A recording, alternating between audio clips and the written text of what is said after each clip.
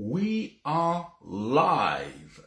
Good morning, good afternoon, good evening, every breathing one. Comment te sens-tu? Reynald à nouveau pour un nouveau numéro de ton show quotidien Improve Your English Daily pour les francophones, déjà anglophones sans le savoir, la solution pour pouvoir progresser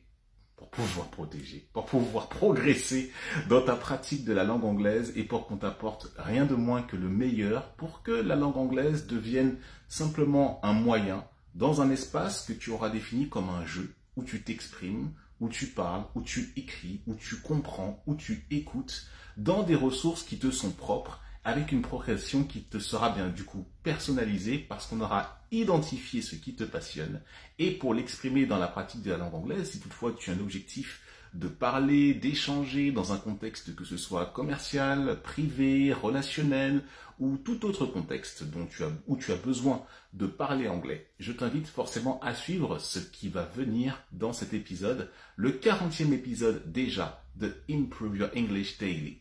Et si toutefois tu es intéressé par ce qu'on te propose, il y a plein de liens dans la description déjà pour nous suivre sur les différents réseaux sociaux sur lesquels nous sommes inscrits et aussi également pour pouvoir pratiquer un cours avec moi, éprouver la méthode Improve Your English qui est structurée déjà dans un premier temps par l'identification de ce que tu aimes, de tes passions, puis d'une conversation, quel que soit ton niveau, puis d'une remise, une restitution à l'écrit de ce dont on a échangé et en finale de compte l'explication grammaticale, de conjugaison, de syntaxe, toute la technique qui va te permettre justement de repartir avec des phrases bien écrites, bien structurées, bien comme il faut et avec lesquelles tu pourras forcément voyager. Et comme ça correspond à tes passions, à ce que tu aimes, eh ben tu auras plein de fois de plus de raisons de pouvoir t'en rappeler que si c'était quelque chose comme un sujet qui ne te concerne absolument pas, dans lequel forcément tu as l'impression qu'on force un petit peu la dose. C'est prouvé, c'est vécu et ça fonctionne. Depuis quelques années que je fais ça, je pense savoir de quoi je parle. Clique sous le lien dans la description et vis l'expérience, je serai notifié et on prend rendez-vous ensemble. Aujourd'hui, et depuis le début de la semaine, donc ces capsules sont quotidiennes comme tu peux le savoir. Si tu me regardes sur une autre plateforme vidéo, tu peux déjà regarder toutes les vidéos qui sont sorties au préalable et aussi également tu as la possibilité de t'abonner pour pouvoir justement recevoir toutes les notifications qui vont te permettre de recevoir justement le contenu, que ce soit en live ou en différé, quelle que soit la plateforme vidéo où tu regardes. Depuis le début de la semaine, on parle musique. On parle apprentissage de l'anglais, notamment par l'art, par une notion artistique. Et là, aujourd'hui, j'ai appelé la vidéo « Apprendre le vocabulaire anglais par la musique, un choix assumé ». La première des choses, si tu souhaites donc apprendre, on va partir du principe que tu souhaites augmenter ton vocabulaire, quel qu'il soit. Tu te sens un petit peu limité en mots ou en quoi que ce soit pour exprimer certaines choses. C'est quelque chose qui est complètement légitime de pouvoir ressentir ou de pouvoir éprouver.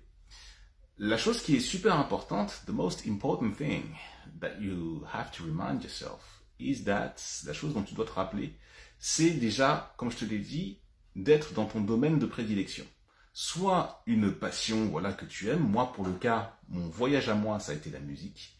Je suis musicien depuis très très jeune âge, depuis l'âge de 11 ans. Et là où ça fait 30 ans de pratique de musique pour moi, où j'ai eu à pas mal voyager, à tourner un petit peu, rencontrer des artistes, que ce soit des francophones, voire même des internationaux. Et donc l'anglais a été hyper crucial pour moi, déjà pour interagir avec les gens dans un contexte de festival à l'international, mais surtout pour intégrer des musiques, intégrer des paroles, intégrer des morceaux, comprendre des morceaux, surtout lorsque j'ai gravité dans le milieu chrétien, où là, pour le coup, comprendre les paroles qui étaient des chants, soit de louange, soit des chants d'adoration, il y avait un vocabulaire spécifique en anglais pour ça, surtout qu'on écoutait des musiques, forcément des musiques américaines, contemporaines, chrétiennes du moment, et qu'on voulait comprendre ce dont on parlait, il y a un vocabulaire de la louange, un vocabulaire de l'adoration, donc dans le mode religieux chrétien, qui forcément s'est imposé à moi et que j'ai intégré très facilement, comme to worship, qui signifie louer, et to praise, prier, ou d'une certaine façon, en gros, rendre grâce, enfin, reconnaître que il y a quelqu'un, une force plus forte que toi, God, G-O-D, qui veut dire Dieu, tout le vocabulaire autour qui tourne autour notamment du langage biblique, the Holy Bible, la Sainte Bible, tout le vocabulaire un petit peu sans voilà, sacralisé autour notamment du domaine chrétien, je l'ai appris par le biais donc de la musique, puisque j'étais choriste, ça m'arrivait de chanter, mais j'étais surtout musicien, j'étais donc bassiste, et donc forcément, bah, comme je suis intéressé pareil par tout ce qui se dit, et ben voilà, comme je te l'ai expliqué dans d'autres vidéos, bah, je me suis passionné de cela. Alors, il y a eu cette question-là par rapport à la musique, mais aussi pour mon propre parcours, j'ai aussi pu augmenter mon vocabulaire par le biais d'une autre discipline qui n'a rien à voir, enfin pas directement avec la musique, mais lorsque je me suis intéressé aux questions notamment de l'amélioration personnelle, de la sérénité, du développement de la personne, et donc j'ai eu à aller voir notamment des ouvrages américains, des personnes se réclamant notamment de l'industrie du développement personnel, pour pouvoir aller voir en fait ce que disaient ces personnes, les voir en conférence, les voir dans leur exercice, les voir dans ce qui les passionne exactement. Et à une époque, moi, ça me touchait énormément, même beaucoup. Ça a été une grosse partie de mon parcours ces dernières années. Et donc, pour le coup, ben, je me suis senti forcément investi de pouvoir comprendre ce qu'ils disaient et donc forcément de reprendre le vocabulaire peut-être qui me manquait dans le domaine de la psychologie, de la croissance personnelle, de l'émotionnel aussi également. Et également, pour moi, c'était hyper important de pouvoir, pareil, compléter mon vocabulaire avec ça. Donc si tu vois bien mon parcours, si tu mets la musique, si tu mets le développement personnel, si tu mets d'autres aspects, même tu peux avoir aussi d'autres choses qui te passionnent aussi également, eh ben l'air de rien, avec les années, avec l'utilisation, bah ton vocabulaire il augmente, il augmente, il augmente, il augmente, il augmente, et tu peux faire ainsi des carrefours en fait, des crossroads, pour pouvoir faire en sorte que ben voilà, tu peux te retrouver dans plein de cercles de conversation. Si on parle de musique, de développement personnel, de spiritualité, de choses comme ça, ben tu te sens, voilà, tu te sens investi parce que à force de pratiquer, et ben ça après ça vient tout seul, ça arrive. Je t'ai déjà parlé de mon expérience aussi professionnelle où j'ai dans une vidéo, dans un des free flow du samedi, je t'ai parlé de mon expérience notamment au Hard Rock Café Paris où pendant 2 ans j'ai conversé avec la clientèle internationale. Et ben là on parlait pas de musique, on parlait pas de développement perso à ce moment-là, mais on parlait d'autres choses. Je présentais des articles, je présentais des produits. Et ben à force de rajouter tous les contextes, mon vocabulaire ne fait que croître et augmenter, et ainsi, voilà, c'est comme ça que j'arrive maintenant au bout d'un certain temps, avec une certaine base, à force de pratiquer et à force de forcément de tester ce vocabulaire-là, d'arriver à un niveau j'ai envie de dire, de volume de connaissances suffisamment important pour ne plus avoir aujourd'hui à chercher mes mots et arriver à un certain niveau de compétences inconscientes, pardon. De compétences inconscientes. C'est-à-dire que tu ne sais plus que tu sais et tu n'as plus besoin de chercher le mot en question. Et c'est ça qui est intéressant lorsque tu pratiques avec cette méthode-là. Mais comme je te l'ai dit, c'est une méthode sur le long terme. Et là même, je ne savais pas au tout départ, quand j'ai commencé mon voyage dans l'apprentissage de la langue anglaise, que j'allais fonctionner comme ça. Ce que je te dis, c'est la résultante de tout un parcours. Et si tu souhaites, toi, gagner en vocabulaire et dès maintenant, c'est-à-dire ça ne va pas marcher à partir de la semaine prochaine ou dans un mois, c'est là tout de suite. La recommandation que je te donne, c'est premièrement d'identifier le domaine soit qui te tient à cœur ou soit dans lequel tu es passionné. Dans un deuxième temps, forcément, d'entrer, moi j'ai écouté de la musique tout le temps, il y a des mots que je comprenais pas, je les notais soit phonétiquement ou soit j'essayais de les récupérer par d'autres biais, mais j'ai toujours fini par les récupérer. Et à la fin, je me rappelle même que pour pouvoir, tout ce qui était le langage de la spiritualité, du développement personnel, j'avais même fait un fichier texte à la base qui s'est beaucoup enrichi parce qu'il y avait des mots qui revenaient tout le temps et que j'avais du mal à me rappeler quand je lisais notamment des textes originaux. Et ben j'ai consigné des mots de vocabulaire et c'est comme ça que mon vocabulaire, à force de le récupérer, de l'utiliser, d'entendre des contenus dans cette langue-là, c'est comme ça que j'ai réussi à m'imprégner et à monter comme ça en volume de connaissances du vocabulaire. Et au-delà, c'est bien une chose aussi de savoir connaître, d'avoir la tête bien pleine, comme disait notamment, je ne sais plus si c'est Knock ou le docteur Parpalais dans la pièce de théâtre Knock de Jules Romain. Je t'invite, tu vois, je connais aussi mon français, un petit peu la littérature française.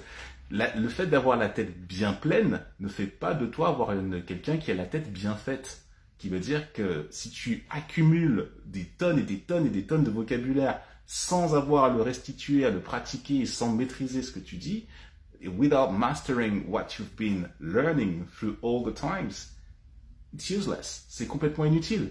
À partir de ce moment-là, il s'agit aussi donc de le repratiquer pour te l'intégrer Et à partir de ce moment-là, bah là, tu deviens, voilà, c'est un chemin, une construction, parce que au-delà du vocabulaire, il y a aussi cette syntaxe que tu dois aussi améliorer, que tu dois faire progresser. Et ça, c'est dans les échanges que tu as avec les personnes. C'est surtout ne pas faire le timide. Hein, c'est vraiment progresser dans cette voie-là, de façon à ce que après ça devienne quelque chose de complètement acquis. Ça, c'est mon parcours.